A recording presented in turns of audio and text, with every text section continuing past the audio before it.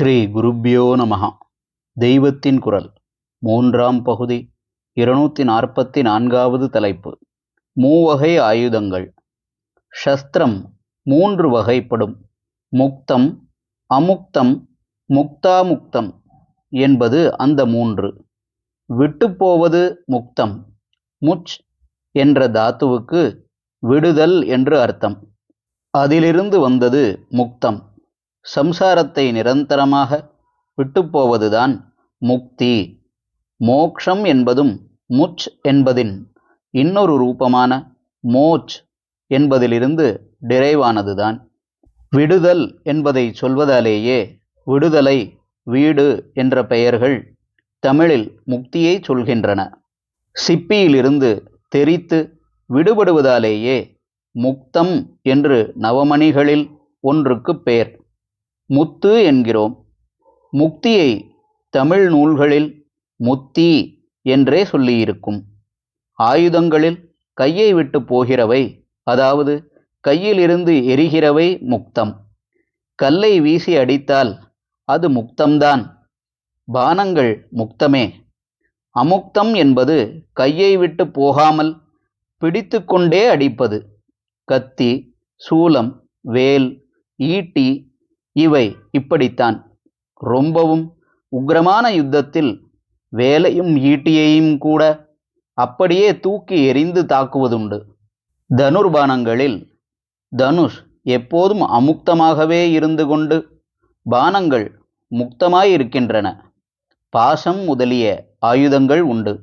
பாசம் என்பது நுனியில் சுருக்கு போட்ட கயிறு. அம்பாள் விக்கிரகங்களிலெல்லாம் பாசம், அங்குசம் என்பதில் இது இடது மேல் கையில் இருக்கும்.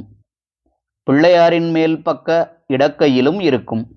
இதிலே ஒரு நுனியை கையிலே அழுத்தமாக வைத்துக்கொண்டே இன்னொரு நுனியை ரொம்ப தூரத்துக்கு முக்தமாக வீசி சத்ருவின் குரல் வளையில் சுருக்கு போட்டு இழுத்து வர முடியும். இது முக்தாமுக்தம்.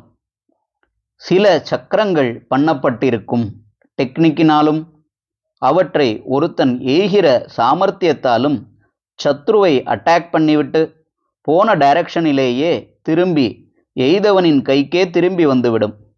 இதுவும் முக்தாமுக்தம்தான்.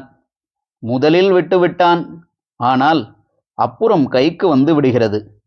பூமராங் என்ற ஆயுதம் இப்படித்தான் குறியை அடித்தபின் விட்ட இடத்துக்கே திரும்பிவிடும் என்கிறார்கள்.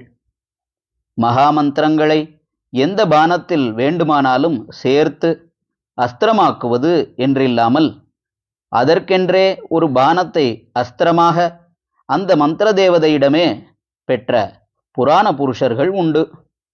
இவர்கள் இப்படிப்பட்ட திவ்யாஸ்திரத்தை பிரயோகம் பண்ணும்போது அது லட்சியத்தை அடைந்து அடித்த பிறகு திரும்பவும் தங்கள் கைக்கே திரும்பி வருவதற்கும் மந்திர உச்சாரணம் பண்ணி வரவழைத்து கொண்டு விடுவார்கள். இல்லாவிட்டால் இன்னொரு தரம் அந்த அஸ்திரத்தை பிரயோகம் பண்ணுவதற்கு இடமில்லாமல் போய்விடுமல்லவா? விட்ட அஸ்திரத்தை திரும்ப வாங்கிக் கொள்வதற்கு உபசம்ஹாரம் என்று பெயர். அது தெரியாதவன் திவ்யாஸ்திரங்களை விடப்படாது என்று ரூல். அஸ்திரத்தின் மகாவீரியம் தெரியாமல் ஒருத்தன் விட்டுவிட்டு அது எதிர்பார்த்ததற்கு மேல் உத்பாதம் பண்ணுகிறதென்றால் அப்போது அவன் அதை திரும்ப வாங்கிக் கொண்டு விட வேண்டும் என்றே லோகக்ஷேமத்தை உத்தேசித்து இப்படி ரூல் செய்திருக்கிறது. தற்காலத்தில்தான் இப்படி தர்ம கட்டுப்பாடுகளே இல்லாமல் கண்டத்துக்கு கண்டம் ஏவுவோம், இன்டர்கான்டினென்டல் என்று பயங்கரமான அணுசக்தி குண்டுகளை கண்டுபிடித்து ஸ்டாக் பண்ணி வைத்து கொண்டிருக்கிறார்கள். ஹரஹர சங்கர, ஜெய ஜெய சங்கர. தெய்வத்தின் குரல் மேலும் ஒலிக்கும்.